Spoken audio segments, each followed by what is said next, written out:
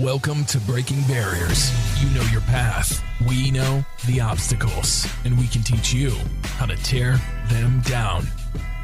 And now your host, CEO and founder of Adapting Social, John Vigero. Guys, first and foremost, welcome back to Breaking Barriers. If you are somebody who is thinking or wanting to start a podcast, this is a great one. We have Ashley and Jessica from Sisters Uncensored here with us today. And I'm really excited, the journey that you guys have been on, from the beginning, like it's really tough to want to start a podcast. We had a conversation recently about how there's over 1 billion to almost 2 billion blogs or people who write articles and stuff and food bloggers and whatever. But there's only 5 million podcasts, right? So the difference between those two is huge, right? So there's a lot of room because most podcasts aren't doing well. So they'll do it for the first 3 months and then be like, all right, what am I doing? I'm not doing this anymore. So I'm excited to have you both on because I wanted to talk to you guys about that, right? And then obviously jump into what Sisters Uncensored is. So I'll start with you, Jess. First off, I got my little list here, by the way, my little note card. But, so you are in pharma marketing, right? You're a mom of 2. Yep.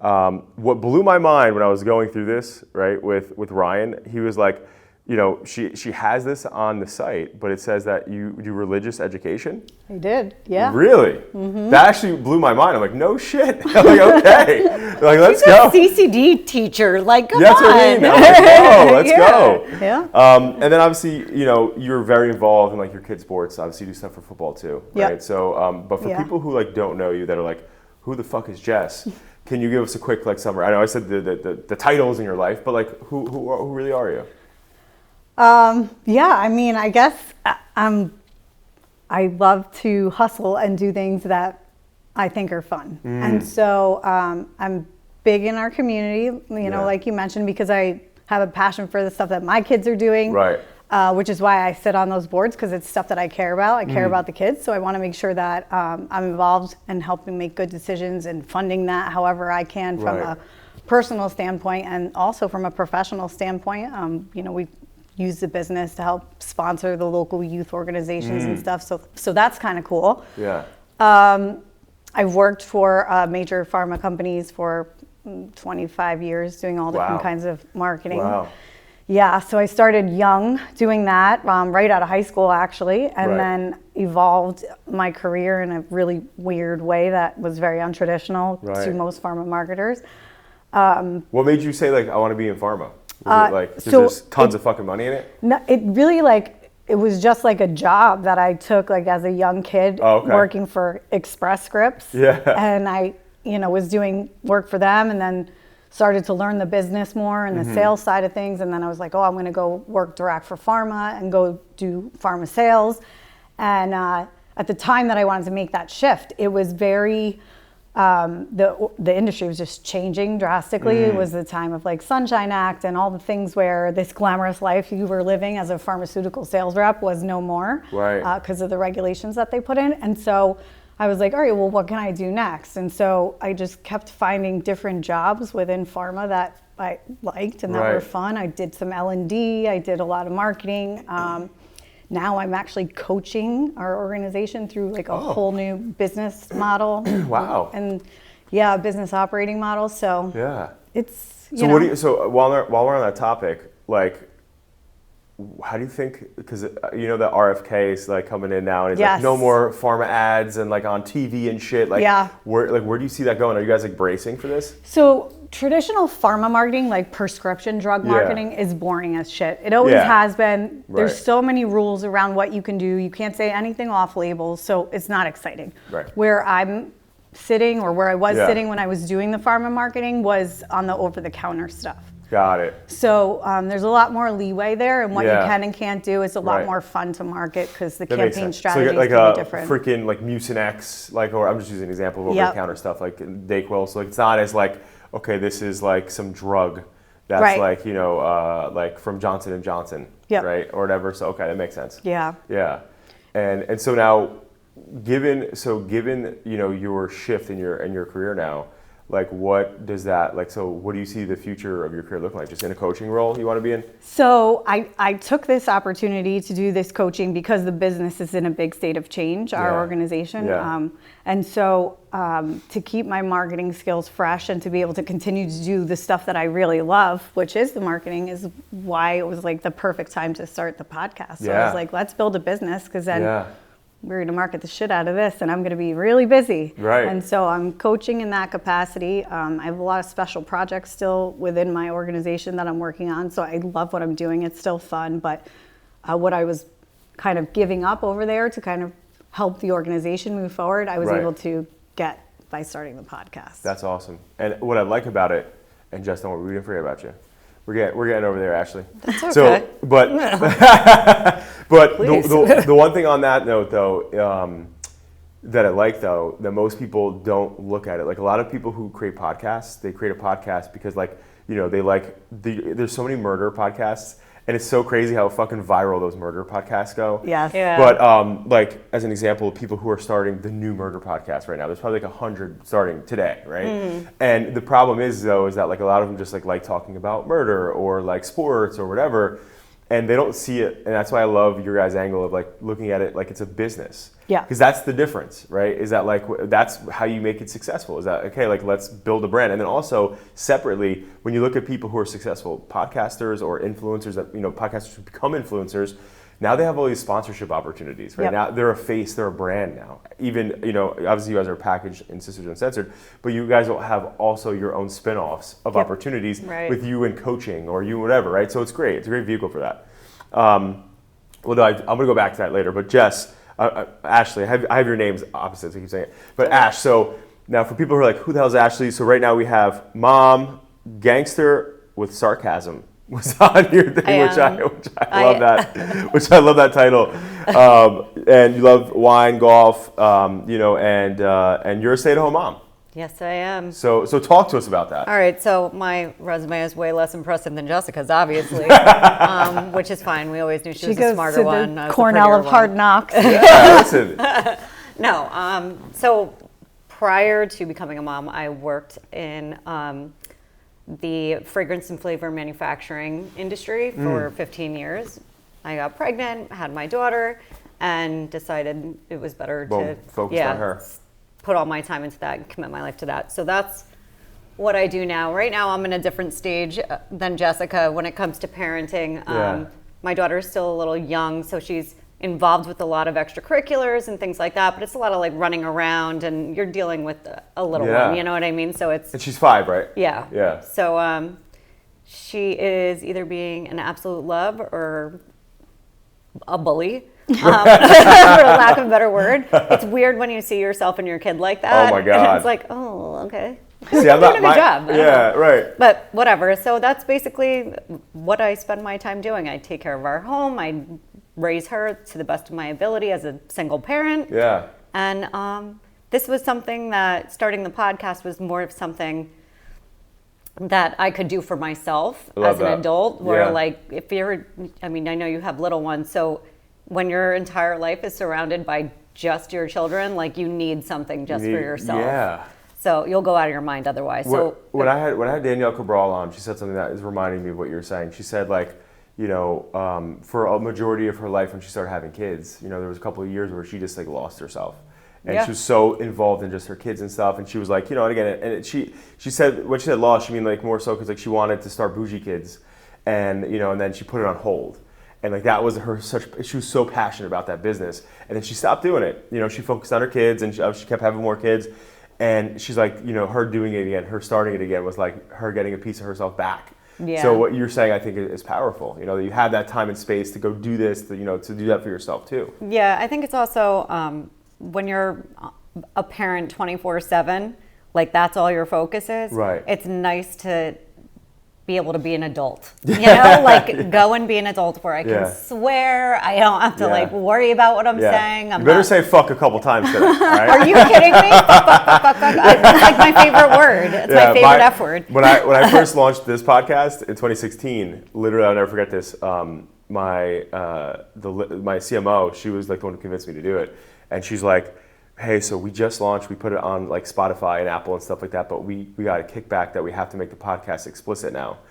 And I was like, for what? She's like, because you keep cursing. And I was like, well, then fuck it. Make it explicit. Really, fuck it. Mark it explicit. That's the way I see it. Well, kids are listening to podcasts anyway. I mean, where's your mother? Exactly. Like, you shouldn't be listening to this. Do you hear the things we talk about on our podcast? Like, for vibrators and all kinds of stuff. Like, this is not child friendly, this podcast. Right.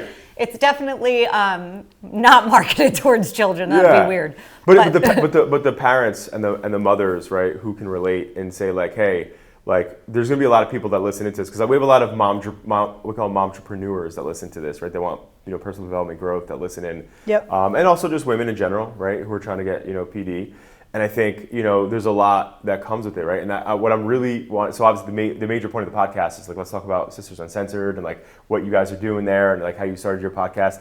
But I think another thing that I'm really personally curious about too, being like a new parent, right? I've only been a parent for 2 years, and me and my wife have 3 kids, and it's so crazy because like my wife is in your position, right? Where like she's like the CFO of all of our companies. But now, like, we've handed off a lot of her responsibilities, and she's, like, just home with kids all day. So she's saying what you're saying, where she's like, dude, like, I need to, like, talk to adults. Another adult. Yeah, like, I need to, like, get out of the fucking house. I'm not spelling what I'm saying. Like, I can actually... Speaking pig Latin. Yes, exactly. Yeah. It's stuff like that. So this has been, like, a nice thing. It's very refreshing, at least for me, to be able to just have something that's... And I get to do it with, my best friend. Yeah. So it's amazing. So let me ask you a question. I'll start with you and ask you this next. But, what has been the biggest, like, takeaway from you, like, becoming a mother? Like, from your daughter, like, what do you think is, like, the biggest thing that, like, you, like maybe even learn about yourself? Okay, so it is the most rewarding thing in the world. I know everybody says that. I know I don't know, my journey of motherhood is not, I don't know, I don't think it's, like, how people talk about it. Everybody's like, when you find out you're pregnant, oh my God, you're gonna just love so the happy. baby so much. Wait until you see them. Oh my God, you're just gonna instantly fall in love and never love anything even more. Blah blah blah. Yeah. Literally, my daughter was born, and I was like, "Hi, I'm Ashley. I'm your mother. We're gonna be best friends one day. You okay? Do you need anything? Yeah. I'll be right here." But like, literally, like, I don't know. For me, it was a huge adjustment because I knew. Before having kids, I always said I was never going to have kids because it's a full-time commitment for the rest of your life. Yeah. And I have struggles with picking out a nail polish, let alone committing to something like that. I won't get a permanent piece of jewelry because it's too much of a commitment for me. Right. Yeah, so it was definitely a huge adjustment. Over time, though, you get into your groove, you start figuring it all out, and it really is the greatest gift. It's such a blessing and completely rerouted my life in ways that I never thought that it would. But at the same time, it's a lot of work. It's hard. It is the hardest job. I think it's underappreciated. I think there should be a law passed that pays parents a salary, or something. Some sort of stipend. I was looking something up recently about if a mom was paid, like what would her salary be? And they list off all of these things that a mother does 24 hours a day, 7 days a week. You're cooking, you're fucking cleaning, you're like doing cooking, laundry. driving, CEO, event planner, on-call nurse, tutor, chauffeur. At least $500,000 a year. Coach. Like, you're listing all of these things that, like, if you put it in business terms, people would be like, you couldn't pay me enough to do all those jobs. That's way too many hats for one person to wear. And it's, I think, like, for my zip code, because there's a website, salary.com does it. Yeah. Every year they do this survey. Yeah. And they calculate, based on current economics, how much you would actually get paid every month for it. And it's like $280,000 or something like that a year. Oh, a year? Yeah. That I think that's cutting it short. I think it should be like $500,000. I was going to say, my zip code's 310. But that's like the median. Where are you? I'm in Cedar Grove, okay, gotcha, Essex County. Essex County, got it. Yeah. Yeah, that's so interesting. When you word it that, when you kind of say it that way, it makes so much sense. And honestly, like, one thing I'll say, like, me just seeing my wife, like, it's so bananas. Like I look at my wife like, before having kids, right? And then I'm like, okay, I love her, she's great. And then, you know, now again, seeing her actually birth, you know, because she had, my son Johnny, the 2-year-old, she did naturally. And then the twins, she did vaginally. I'm sorry. I don't know the technical terms. She did it through her vagina. Okay? So whatever that is. I really kind of appreciate you talking about her. Yes. Vagina. Yeah. So when I say natural, it means no C-section. No, you're saying no C-section. I get it. Yeah, for the first one. Yeah. But for the second one, because the twins, the way that they had to do C-section, which that was fucking scary being in a C-section room. I'm no joke in scrubs, and I'm sitting there, and like they got her in the room prepping, and I'm here by myself on ice. I'm just here like, what the fuck am I about to walk into? Like, I'm tripping. Did you watch it? Like the whole thing? Fuck no. I'm the dude where I'd be like this. That's white. The doctor's like, do you get like squeamish with this shit? I'm like, yeah. I'm like, doc, before we walk in, like, am I walking in, like when I walk in, like, and she's prepped, like, am I looking at her guts? Like, he's like, no, well, you know, by that time you get in, like, she's not gonna be open yet, like, you know, so you'll sit down behind the curtain, shit like that. And I'm like, doc, what's the odds the curtain's gonna fall down? Like, I need that shit triple pin. Like, do not fucking have that shit. She's like, but it's crazy what women go through, man. Like, you're right. Like that's why I'm saying 500,000 at least. Like mothers, what they go through, like it's fucking crazy. Yeah, like it is. I'm hungover, right? And my stomach's killing me. His stomach's rumbling. You hungry? I heard a couple rumbles. Get this guy a mic. But but it's like, you know, like I'm like, men are such babies. Like when my stomach hurts, I'm like, I'm home and I'm dying. Mm-hmm. Like I'm dying. And Jacqueline's always like, get up, you little bitch. Like, you fucking get the fuck up. The man flu. Yes, right, that's right. Exactly what it is. But like, and then I saw her like in those, you know, obviously pregnancies and births and whatever, and it's just like, yo, like women, like mothers, like it's fucking crazy what you guys go through. We don't get to be sick ever. No. There's no days off. No. There's and if no you're days sick, off. oh my God, there was one time she's gonna kill me for saying this, but literally, I can't wait to meet her. she was pregnant with the twins, and she was fucking like, she was large at that time. She was like probably like 7 months, and I got pretty sick, right? And so now she's walking around, right? And we have at the time my son, right, who's like at the time, I don't even know, like a year or whatever, and I'm sick as a dog, right? And so I'm like, Jack, can you go get me like some Gatorade or something out of the fridge? And she's like, are you kidding me? She's like, get the fuck. And then she's like, this is where the shit stops right now. Hell no. But back to what I'm saying. So for you, what did you identify when you had your daughter? Like, what did you identify in yourself, right? So, like, essentially what I heard Ash say is, like, you know, again, you're like, yo, like, I wasn't that person who's like, I want to be a mom, and then, like, boom, you're a mom. Yeah. And now you figured out, like, and I think there's a lot of visceral things that come out of us that were just natural, you know? Because I have a friend, and his wife was, like, anti having kids ever. Mm-hmm. Like, fucking ever. She was, like... That was Ashley. Okay, yeah. So, like, she was like, no way. Like, I don't want to have kids. And now she's like mom of the year. But it's that it's like that natural thing you don't know about yourself. I think it's one of those things that when you're so dead set on not taking that path, and then, you know, it happens, you go through like a period where, of course, like you're like grieving your old life. To be totally honest with you, I was grieving my old life. I was like, I mean, I thought my life was awesome. I was able to do whatever I wanted. I traveled all the time. I partied a lot, like whatever, it doesn't even matter. But you come to a point where you accept it. Right. And then you embrace it. Yeah. You know what I mean? So as long as you That was tough for me personally, by the way. It was really tough for me because I work really hard, but I like to fucking party. Yeah, you'd be Give surprised. it time. It all comes back. Yeah, right, exactly. Yeah, So now, I think it's one of those things too that like you go through a period where like you know that like you just can't do that all the time. You know what I mean? Like priorities have changed. Yes. You know what I mean? But like to what you're saying is once your kids get a little older and everything like that, you get to come back around the other side of the moon. Full cycle. Yeah. Yeah. It's like starting a new life. So you're not teaching CCD now.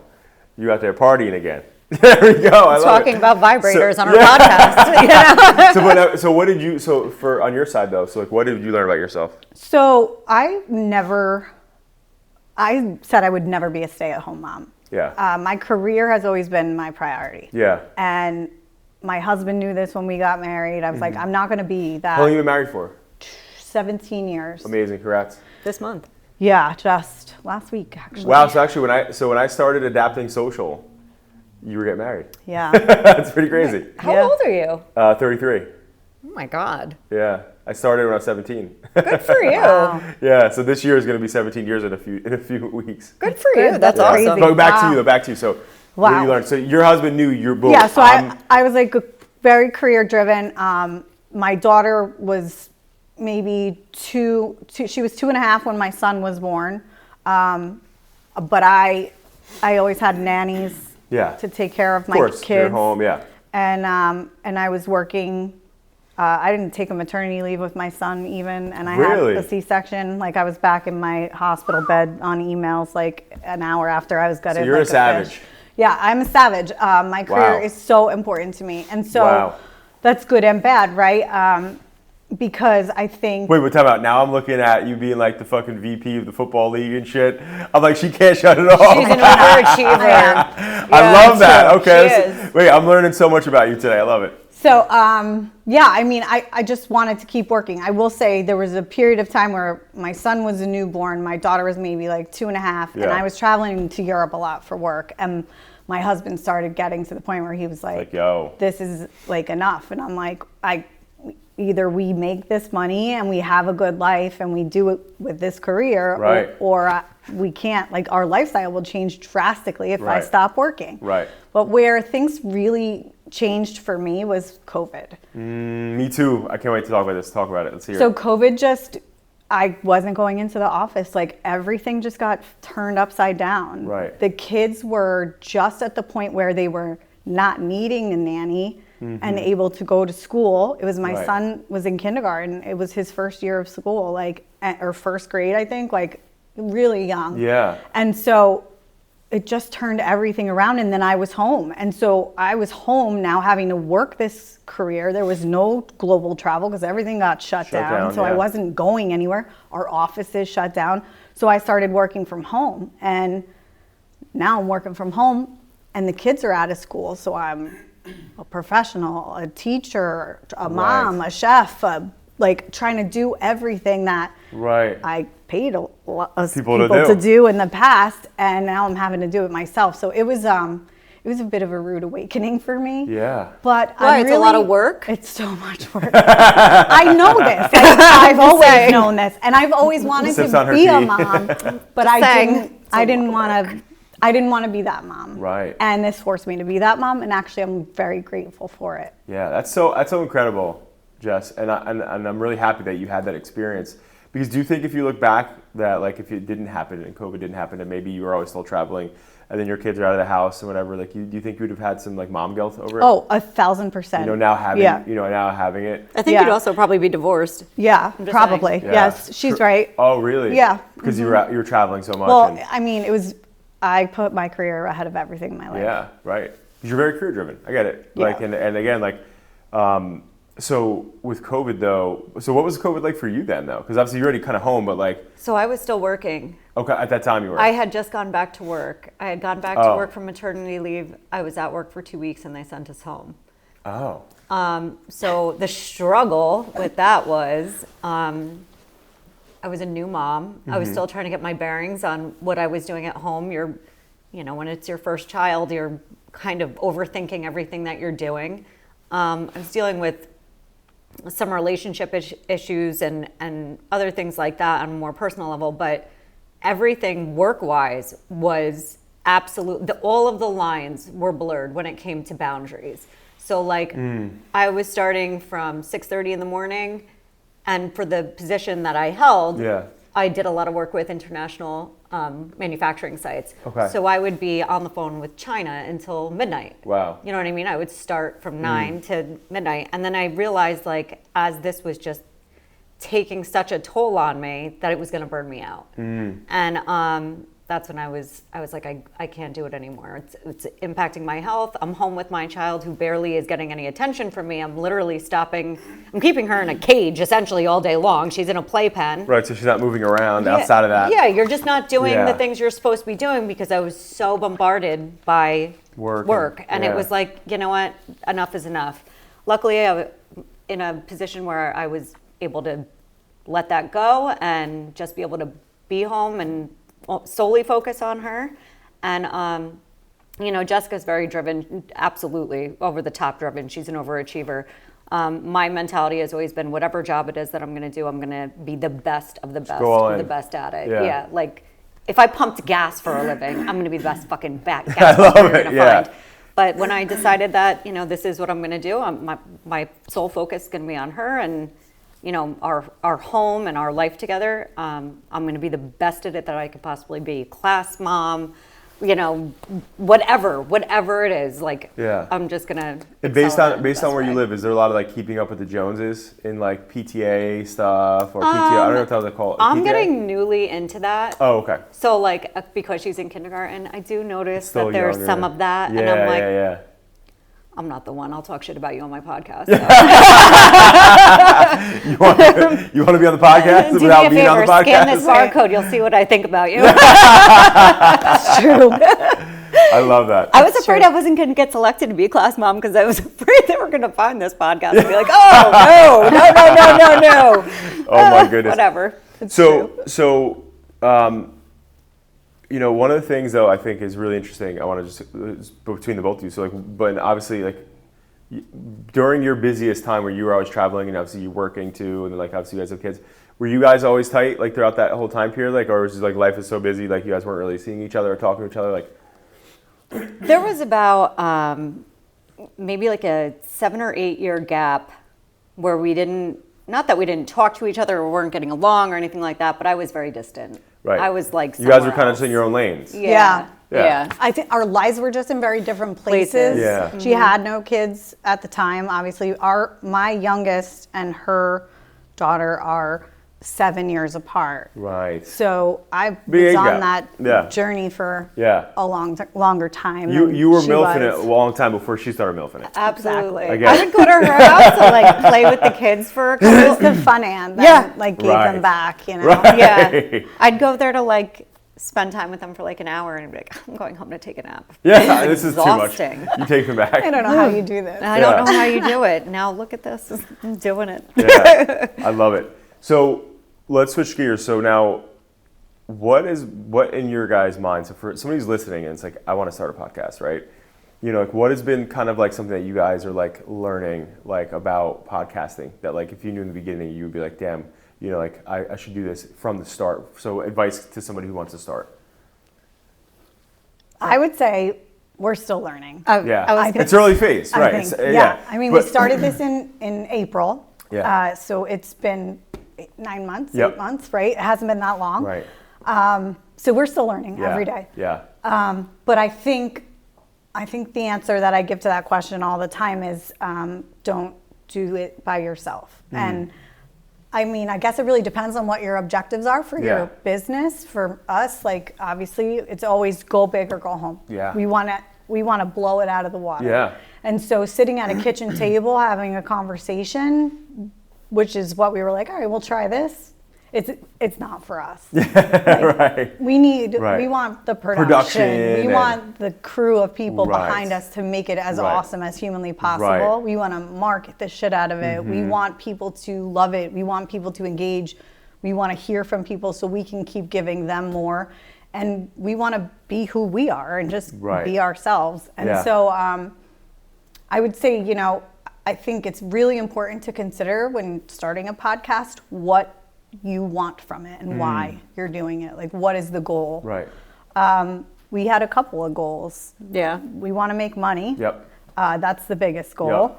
How we go about doing that is through, contracts with companies whose products we're promoting and services we're promoting, and getting influencer work and creating UGC content. So it's funny, someone asked me early on, what are you doing? Are you trying to be an influencer? And I was like, no, I'm trying to start a podcast with my sister. But ultimately, that's what it's becoming because that's how we're going to make money. Totally.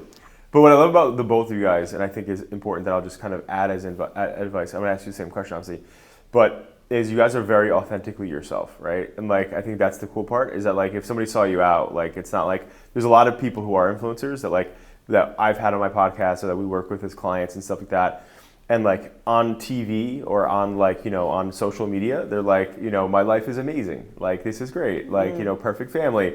And then, you know, great attitude. And then you meet them in person and they're like a fucking shithead. Yeah. Like, you know, and it's like, whoa, like, where's the positive energy? Yeah. And like, I thought you were motivational or whatever, Yeah. you know, and they're really not. And I think that's what I really respect about you guys. And again, I'm going to plug Sisters Uncensored, you know, to the end of the world.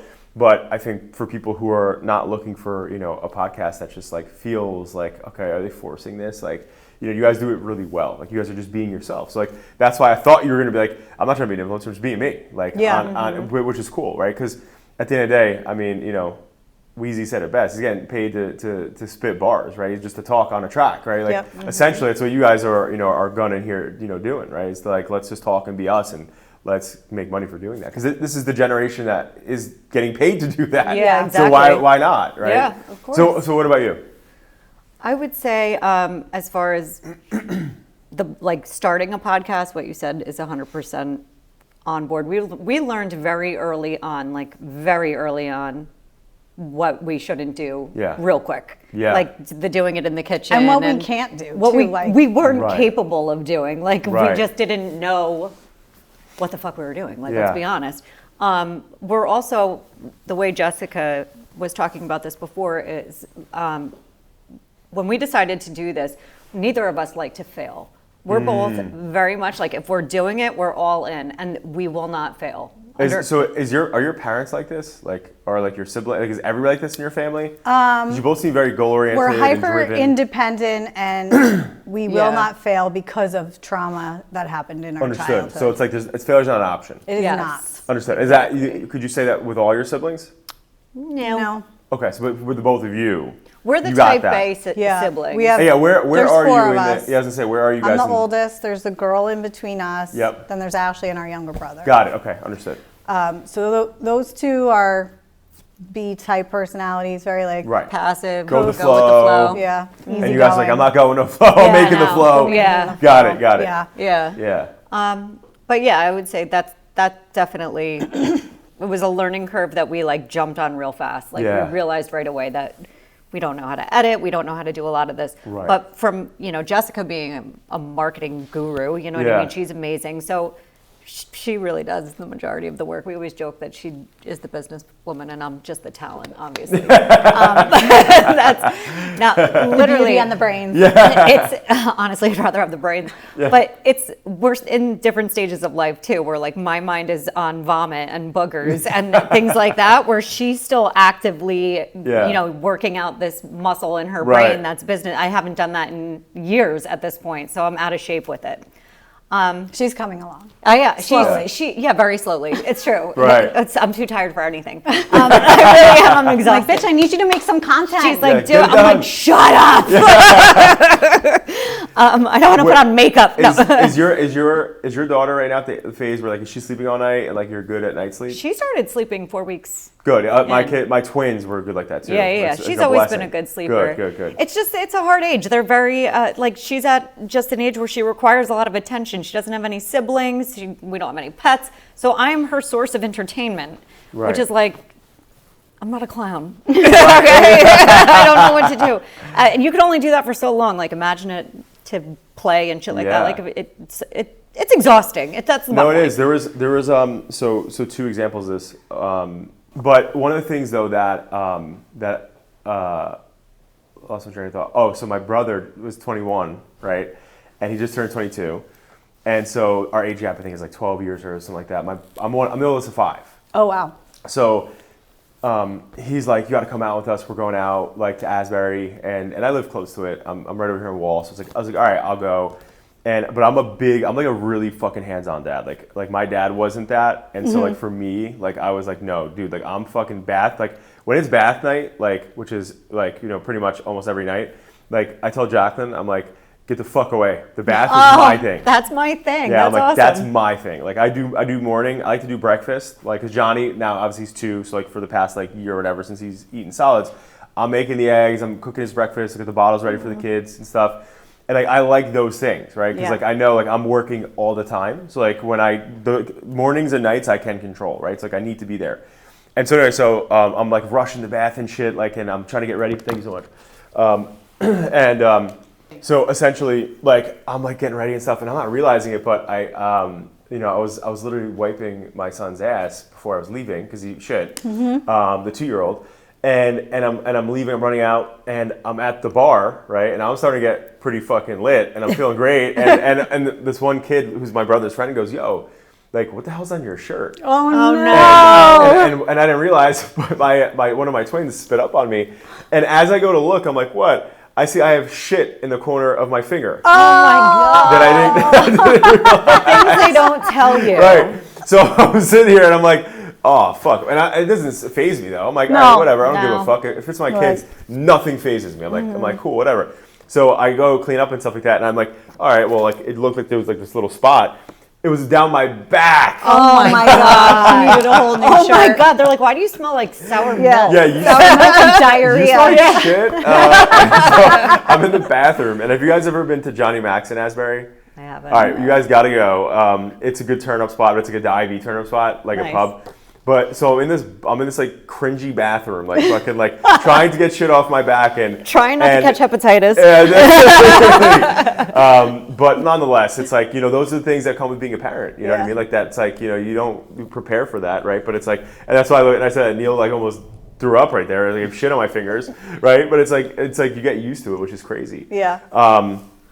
One thing though too that I want to share though, so for obviously anybody who's looking to start a podcast, what I love about you guys, like I shared with you guys, obviously, with most of the people that I've seen, whether it's Breaking Barriers or just other podcasts, like everybody that I've seen that's blown up has stayed in the race to win it, right? Like not like, oh, they're like, this isn't working, I'm out of here. But also what I love is like they don't also have like the energy that you guys have, right? I'm a big believer in momentum in anything you're doing. And if you're not energized and you're not, bringing that energy every day to what you're doing, especially in this your podcast, then you're not going to blow it up, right? But like you guys are doing that. And at the end of the day, like, with Adapting Social as an example, when I first started it, like I remember it was me and like 3 of my buddies, because I had the idea. I'm like, hey, like my dad came to me in 2008 and he was like, at the time he was laid off and he's like, we're going to lose the house. And I was like, well, what the fuck, how can I help? And he's like, you can't. At the time I was like a lifeguard at the beach over here and like I'm working at Best Buy and Ruby Tuesdays. I'm trying to like just fucking give this guy money. Like, what can we do? And my dad had, alcohol issues and all this other stuff that most of our father's generations had. And so, either way, it wasn't helping. So I started like Googling shit and I get my buddies involved. And so we're like sophomores or juniors in high school. And like, we're going to start this business. We're going door to door. And the one thing I realized about anything in life, right, is like, I'm starting, and it was just fun in the beginning. It was like, all of us going around, we're fucking around, and like, oh, we're door knocking, they're saying no, they're rejecting us. But then like a week goes in where my buddy's like, I'm not doing this anymore. It's just me and the other guy. And then he's like, 2 weeks go in and it's just me by myself. I'm like, what the fuck? I'm like, quitters. Where's everybody going? Yep. And then, but eventually, like, somebody gave me an opportunity, right? And then boom, it kept growing. And I think, at the time, like when I started, like again, I was in high school. Like I didn't know anything about marketing. I never heard about, I was just building websites for businesses. But the interesting thing I think about life is like we all live on this planet, right? And we all live in our own little communities and areas where if people keep seeing a billboard, right? Like E Clean Bro did it for a while, or like, Rob Sells NJ, or like any of these big guys like GGL. It's like eventually you're driving past these billboards and eventually you're gonna be like, if you get hurt, you're gonna call GGL, or if you like, want to meal prep, you're gonna call E Clean Bro. Right. Client plugs. So at the end of the day though, it's like one of those things where it's like eventually in our own lives, it's like a real life game of Sims, right? Remember Sims, like that game you build your own communities? But it's like eventually if you're doing something long enough, people are gonna know about it. Like Joe Rogan had fucking a long time before anybody ever thought that dude had a good podcast. Yeah. But so my only point in saying, for people listening to this that are wanting to learn about podcasts or business in general, it's like if you're in it, you got to be in it to fucking win it. And I love Tony Robbins. I did the platinum coaching for a little bit with him. And he always said to the people in the group, it was like, guys, like if you're going to do something, right? Like you want to take the island, you burn the fucking boat that got you there. Yeah. You're not leaving, right? Yeah. And I just think like that's the difference between people who fail and people who don't, you know what I mean? I agree. And so I'm just, either way, I'm so stoked for your guys' journey because you guys have such great content. And for me personally, when I listen to your guys' podcast, and I think you guys will probably think the same thing, like I'm more hooked on you two than your guests at this point. Still, like with what you guys are doing, what you're talking about, your lives, like Our banter is ridiculous. that's what I'm saying. It really is. Because it's truly uncensored. It really is. Even It's just ridiculous. the shit we talk about in the car on the way down here, Yeah. I'm cracking up like fucking Elf on the Shelf. Oh and my God. funny shit. Like we just laugh. Yeah, like, and you're it's- enjoying yourself. You can't make it up. And like our lives have been so twisty and turny and fucked up and great, and Yeah. that it's like it's never boring. No. I think also with us is like part of what makes our show so fun for us is that we are zero fucks given. Yeah. Right. You know what I mean? Like, so we just let it out. Yeah. And it's refreshing, It's I think. therapeutic. It is. It is. It's refreshing. It's our own form of therapy. It's almost like just imagine, when you're sitting around the kitchen island drinking wine and shooting the shit Yeah. with your person. Yeah. Like that's what we talk about. It's Right. like everything like that. It's Yeah. that same kind of comfort level for us. So it's not, to me, it's like I get my dose of my sister and being an adult and like bullshitting and laughing and whatever. And Do you it's a guys beautiful do you thing. guys also like have like nights where like you have people watching the kids and like you guys just go out? Like is it like a weekly or monthly thing? You guys do that stuff ever? or no? Sometimes. Yeah, we do. Sometimes. Yeah. Sometimes it's hard. It's again. Usually it's my harder for kids me. are babysitting her kid. Nice. If we go out. Yeah, nice. Most recently, everything that we've been doing has been more like around the podcast, and Yeah, events yeah. and different things. that Now we're you're not gonna. attending. You know what I love about it for you guys though too. It's like, hey, But it's fun. Yeah, but it's like, honey, you gotta watch the kids because I'm going. We got to I'm go going to work. Right? Yeah. But we're in a car Yeah. in the Yeah. city, Yeah. getting free drinks. So. Exactly. It's so funny. I love not having to answer to anyone. I know, that's amazing. That's amazing. So now we get a little bit deeper here, and I'm gonna start with you on this one, Jess, because obviously I've been picking on you first a little bit.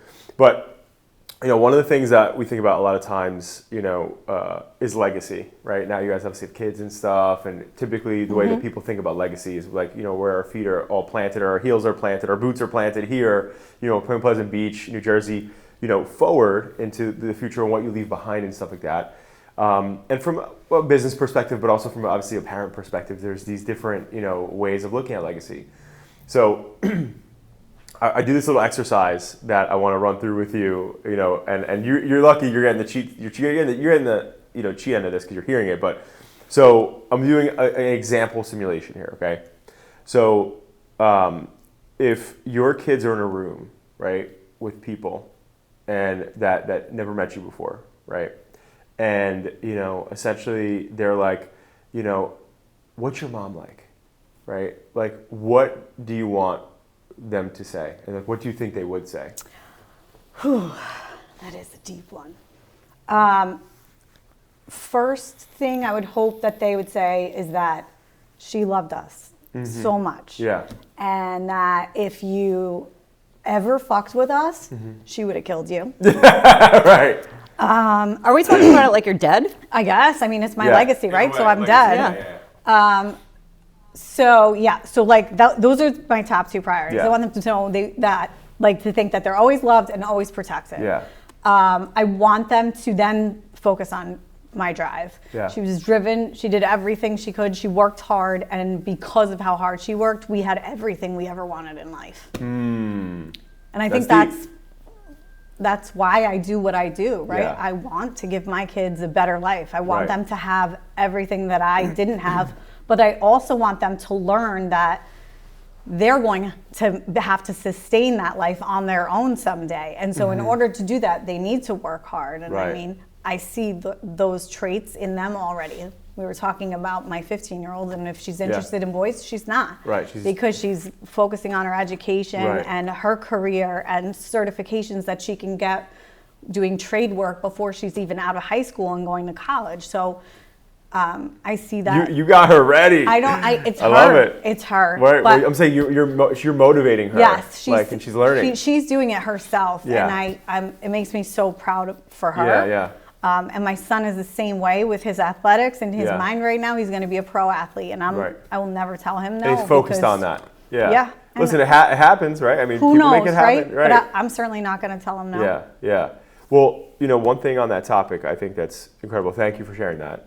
It's deep because obviously at the end of the day, like, now that we all have kids, it's like, there's nothing more important than our children, right? Yeah. And it's funny because you were career driven before that, right? So Yeah. like the why changed, right? Yeah. What I love that you said that I think is so important for parents to really understand. It's like crazy. Like, the other day I was at the grocery store, right? It's dangerous for me. Normally my wife doesn't trust me to do that because I'm coming home with like fucking tasty cakes and like the shit I shouldn't be fucking eating, like fucking You need a Tostino's Richard. pizza rolls. Yeah, Richard. Yeah. Yeah, exactly. But Richard's my delivery guy. Oh, I love it.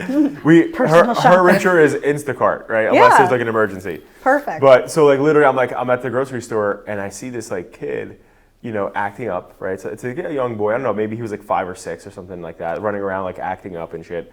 And the mom was just like yelling and like being like so like mean, like at least in my opinion. Maybe the kid's like a little jerk at home all the time. I don't know. Yeah. But it's like, the thing that I love that you said though is like about your son and like not like getting in the way of being like, dude, only 1% of people become professional athletes. Like it's so slim, right? But people still do it though, right? They still Sure. but when I saw this lady and she was like, I saw her running around the store with him and like yelling at him and being like, what I looked at like a mean mom.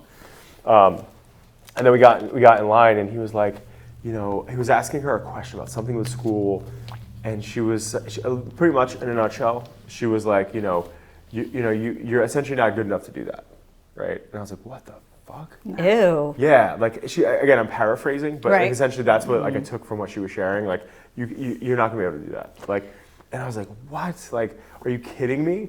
Like that's so outrageous. Yeah. How And, old was the kid? What? How old was the kid? Like 5 or 6, something like that. He's young. Yeah, that sucks. God. My thing with him to try to keep things realistic, because I know this is such a far-fetched dream, right? And again, he is 12 and the chances are very slim, is Yeah.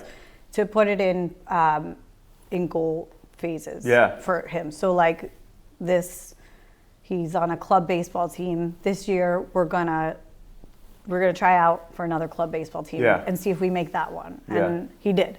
And then it's like, okay, cool, for football, like let's win a championship. And he did. Right. And then it's like, now he's got to start thinking about high school and what he wants to do. And does he want to take the prep school path, or does he want to go to public school? Because he's in public school now.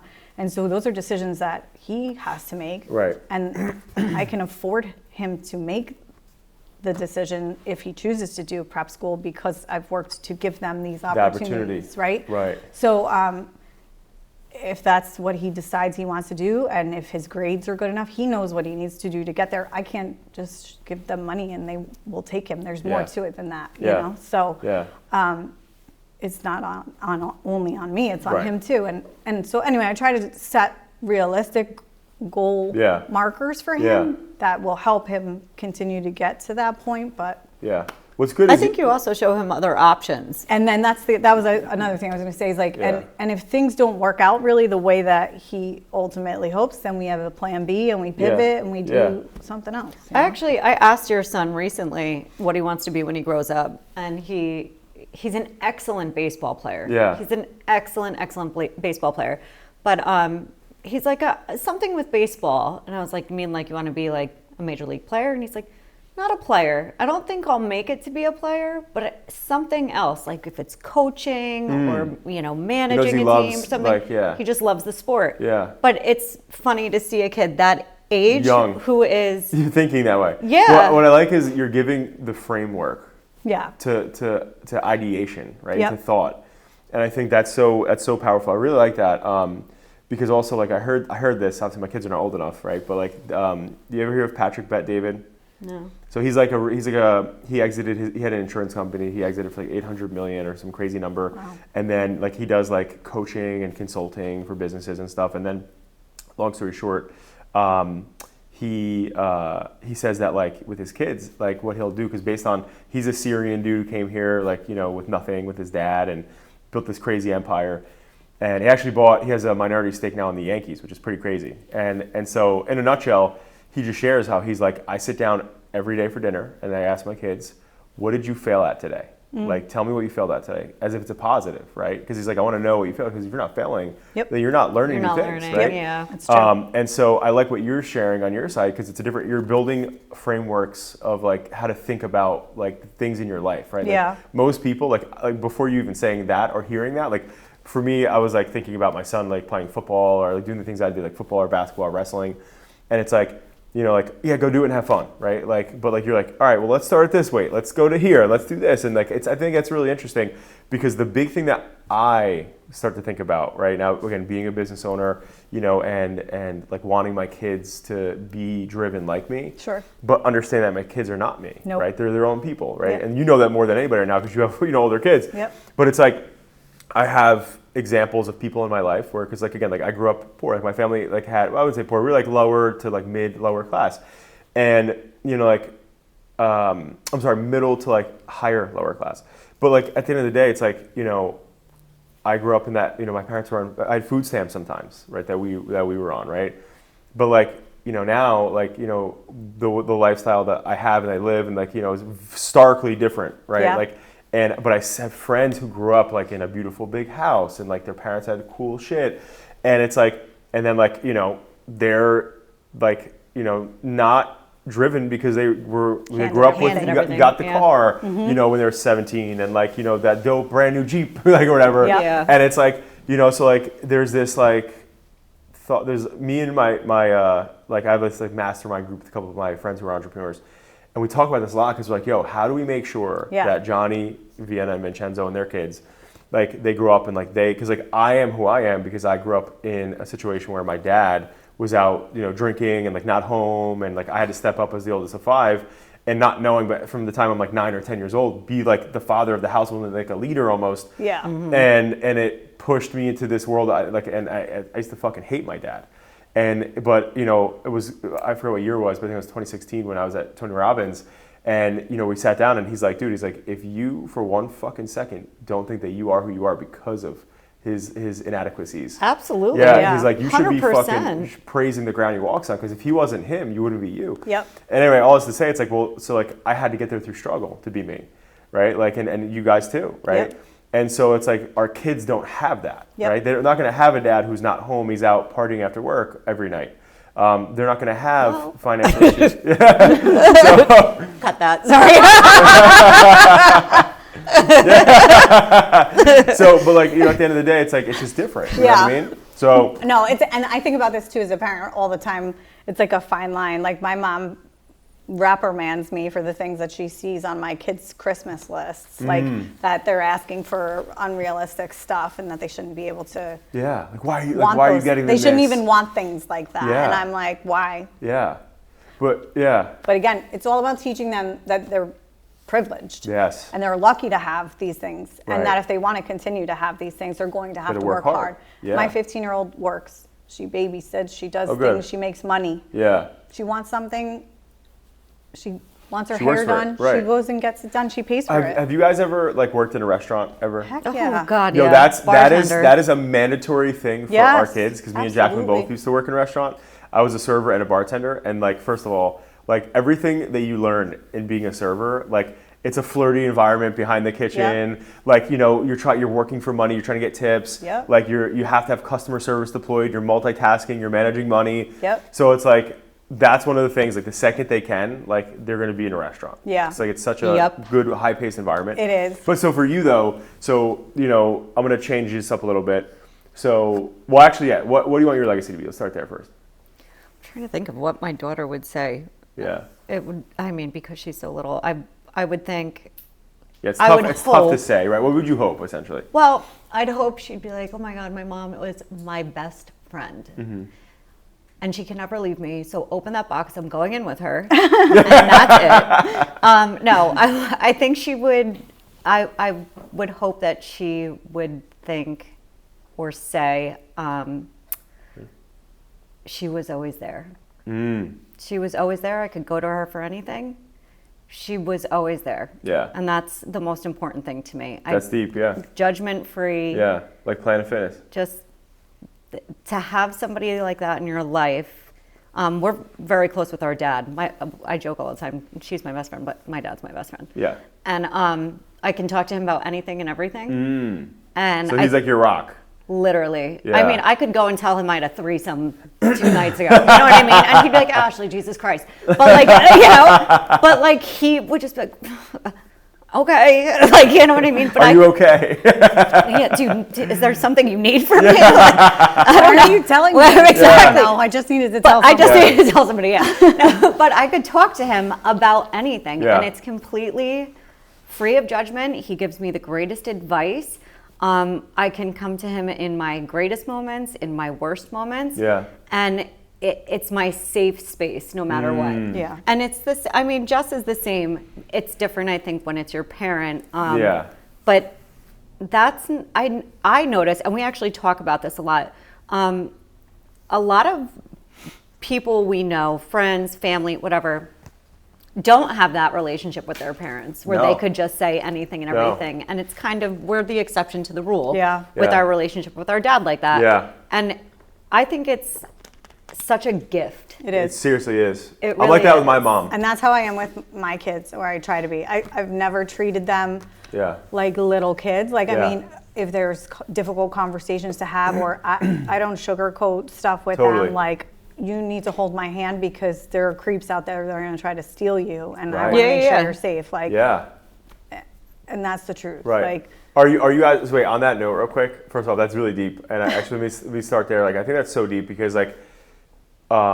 my buddy Sal was telling me. So right now he has a 5-year-old, I believe. I think he's a 5-year-old, and he has a almost a 2-year-old.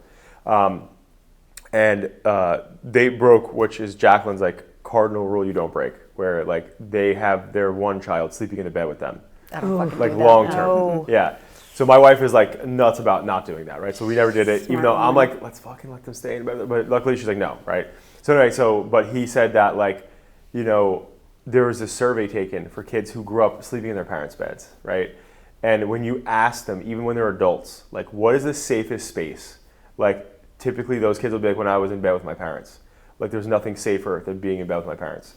Oh, and that's nice. Yeah, right? And I was like, damn. I'm like, this is my space. You have your own bed. I'm sleeping starfish. Like, for like 10 minutes. And then you could come hang with me in my bed. My son comes in, they both do. Yeah. They still come in now and they'll lay in my bed with me, but they're not sleeping in there for the night. In my bed. Like exactly. Yeah. So, but back to what you were sharing though, like, so like, I think it's so deep because like, you know, that was what my mom was for me, right? So my mom is like that, like where like, again, like when I lost my virginity, I was like, Mom. And she was like, what the fuck are you kidding me? God. But I told her literally everything. I still do. Yeah. But like to your point, right? Because it's like we're all fucking just people. Yeah. Yep. You know, as parents, we're just doing the best we can. Everybody's winging it. What we have, We right? are. Like We're all winging it. And we have to We're winging remind it. each other. When they say it takes a village, it's true. It literally does. We need each other. None of us make it out alive anyway, right? So like, might as well like. It's true. Like, It's true. Right? It's like insane. But so speaking of not making it out alive, so I want to go to get to the drones real quick. But before I do, you guys ever heard this guy Brian Johnson? No. Or Gary Brecka? Who are all these people? Go on. All right. So I'm gonna text you guys from my Android on this after this. Okay. Don't bother. Right. Don't. I don't want to see any green shit coming up in my phone. All right. Your ghetto ass phone. There's this guy Brian Johnson, right? So he was the dude who was one of the founders of PayPal. So he had like a crazy exit. I think he's worth like under $1 billion, some shit. So no big deal. So he essentially like was a like really unhealthy, typical like high performing like founder, right? Like super busy building companies, like wasn't taking care of himself, like whatever. Now he exits all these companies, and now he's like starting to take care of himself, right? So he set out on this mission. I think like maybe 3 or 4, it could be 5 years ago, I don't know exactly, on building this thing called the Blueprint, right? And in the Blueprint, what he's doing is essentially trying to keep human longevity. Okay. So his whole like tagline is "Don't die," right? So when he's interviewed now, so he's been doing this for 4 or 5 years. I think he just turned like 40 or something, or I think he turned 40, maybe he's mid 40s. But his age, like skin damage, his organ damage. So every year, apparently, so this is what he's educating the public on, because he's spending $2 million a year on his entire body to not age, right? So he essentially. What do we spend? Yeah. Like 1.5. But he essentially spent $2 million a year. He's got these crazy doctors around him. Like he's doing crazy like cellular shit, blood shit. Yeah. Anyway, so right now his age damaging, right? So his every year he's aging at the rate of like a infant right now. So like with babies, like they're not really aging, even though they're obviously oxygen does that and stuff. But like it's so slowly now. Where like again, like oxygen, the food we're eating, like this dude only eats like 1 or 2 meals a day that are like insanely healthy. But the point though is that like he's on this journey right now where he's like he was interviewed, I think it was by CNN and not CNN, 60 Minutes, and they were like how are you doing this? And like so when do you think you're gonna die? And he's like, based on my calculations and how his organs. So apparently, is a little TMI, but he's like.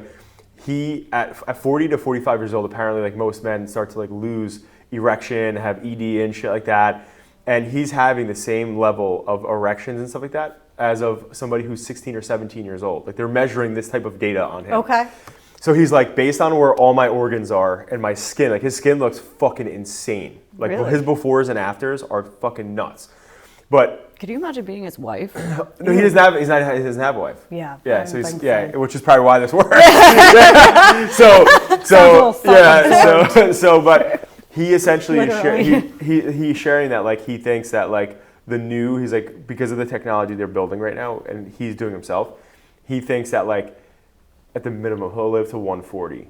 And he's like, and I think that like when you're like in your 80s or 100s in the future, that's going to be the new 40s.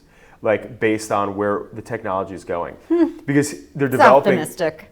Yeah, I think it's very optimistic. It's right, and but he's so confident in it, and the reason why I'm saying this too, because like also like the whole parent thing, right? It's like I'm I'm 33, right, and like I used to work out crazy and whatever else, like then business, kids, whatever. It's like things take a different. I still do it, but not as frequently. But it's like. How are you guys taking time for yourselves in terms of how you're taking care of yourselves? You said, what do we spend? so you know what I mean? Like, what are you guys doing to take care of your guys' selves? She's like, what aren't we doing? A lot of Botox. Wine. Yes. Yeah, lots of wine. So grapes. Grapes. Fruit. Grapes are healthy. We don't eat because we both inject ourselves with GLP-1s. Okay. Yep. Shout out to KinMeds. Is that like a Ozempic thing? Yep. Yeah. Okay, got it. How do you like those? Do you guys find that's working? I mean, you guys look great, It obviously, just suppresses your appetite. So you're It's just not hungry. 100% works. Do you guys want a cheesesteak? No. I'm saying I'll order one. I'm just kidding. Like that sounds filling. Yeah.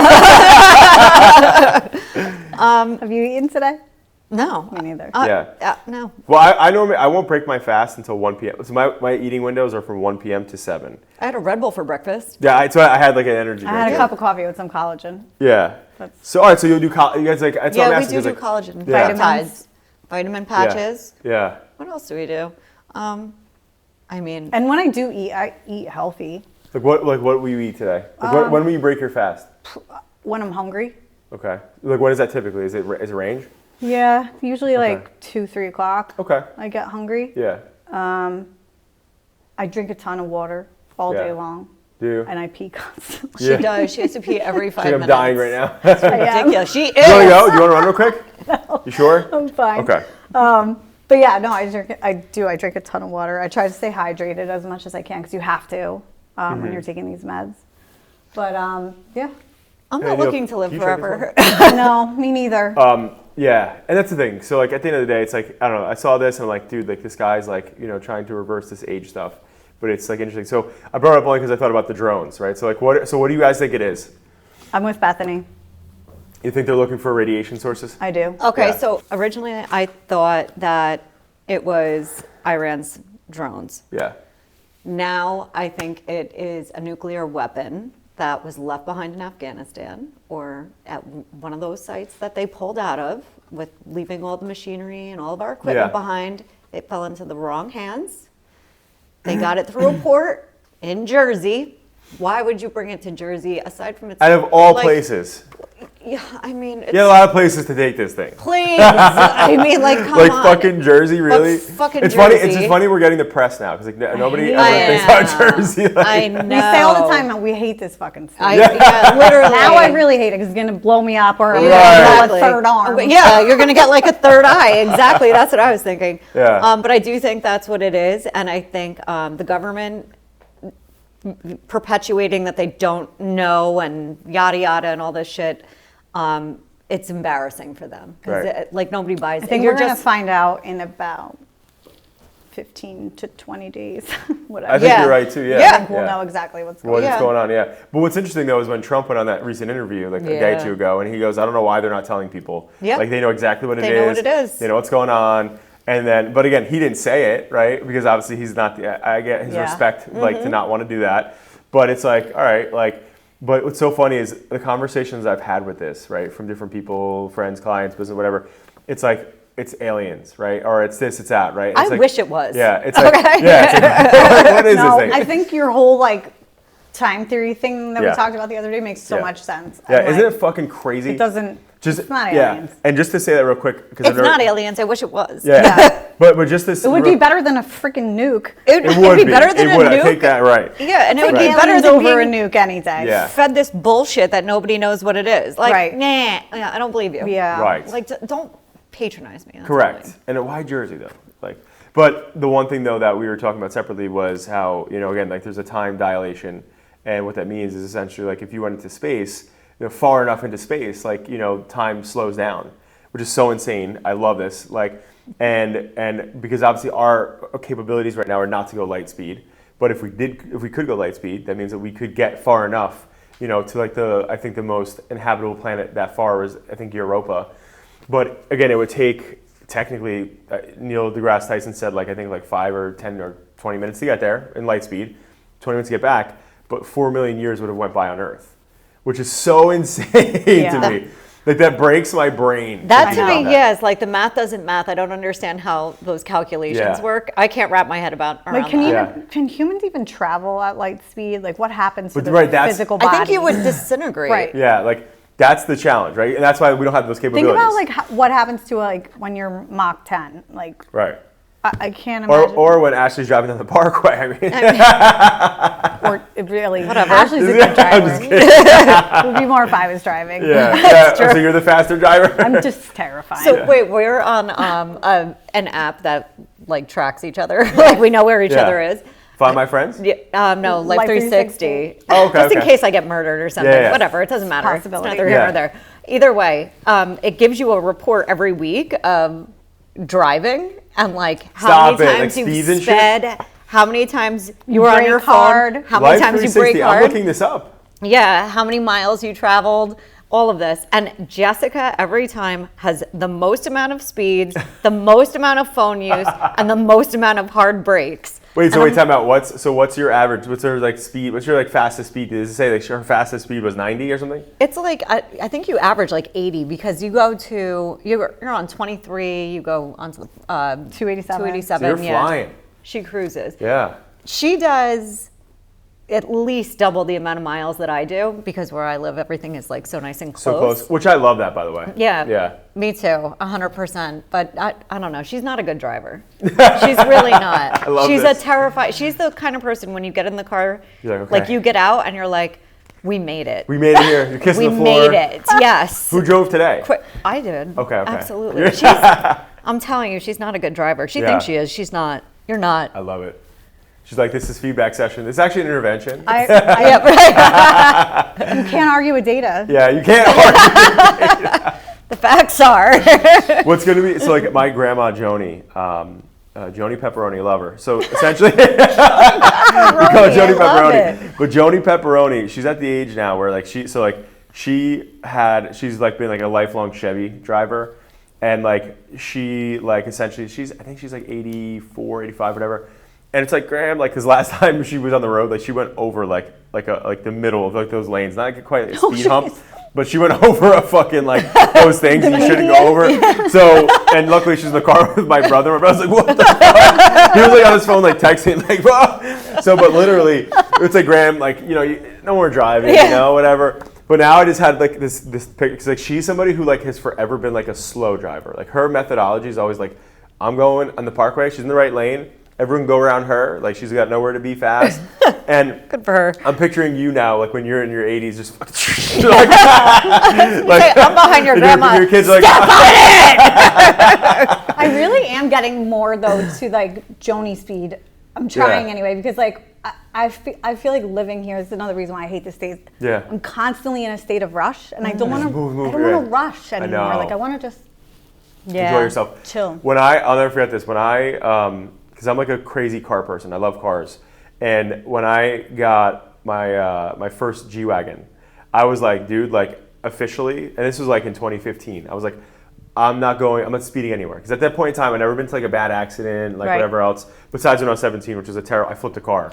That was like my first and only, knock on wood, hopefully last.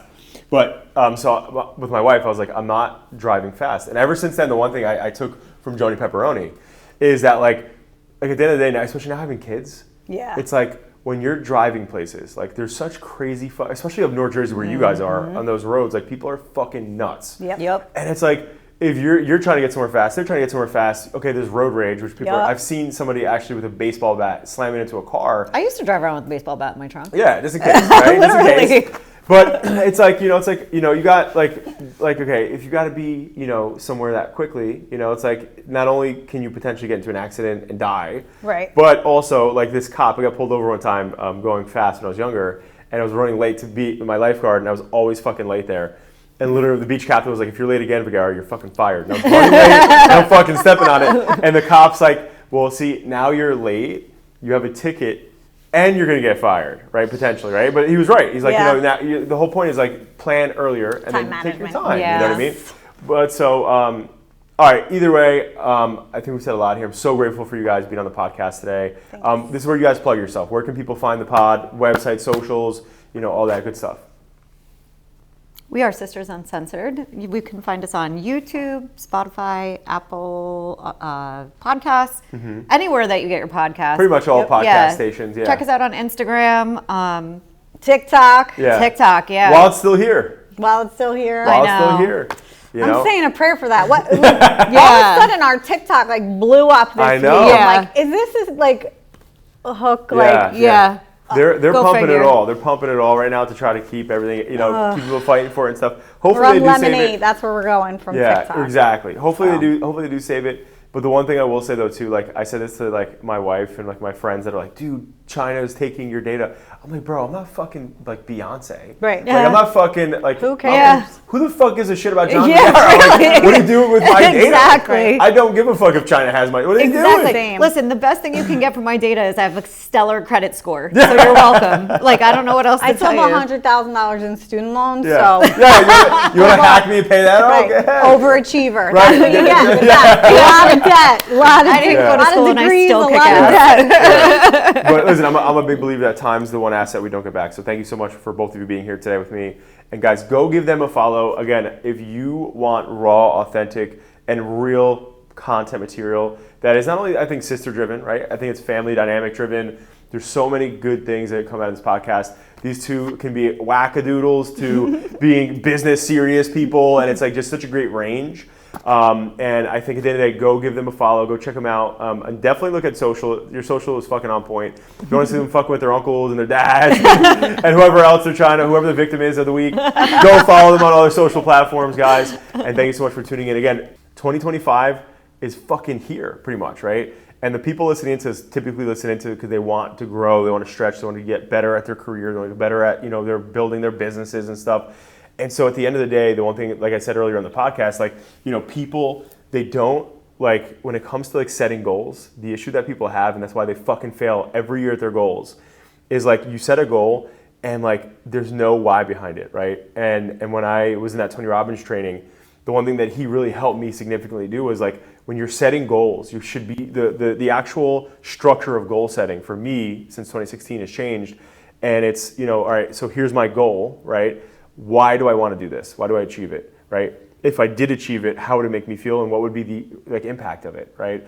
And then what's my by when, right? When am I doing this by? Because if you don't have by whens, if you don't have these, you're fueling your subconscious mind, right? So the bottom line is this: Make 25 the fucking year. Hopefully, if Jersey don't blow up, that you fucking actually achieve your damn goals. Like, it's too important for you not to. So I hope you guys get after it and create the fucking life you want in 2025. Thanks, guys.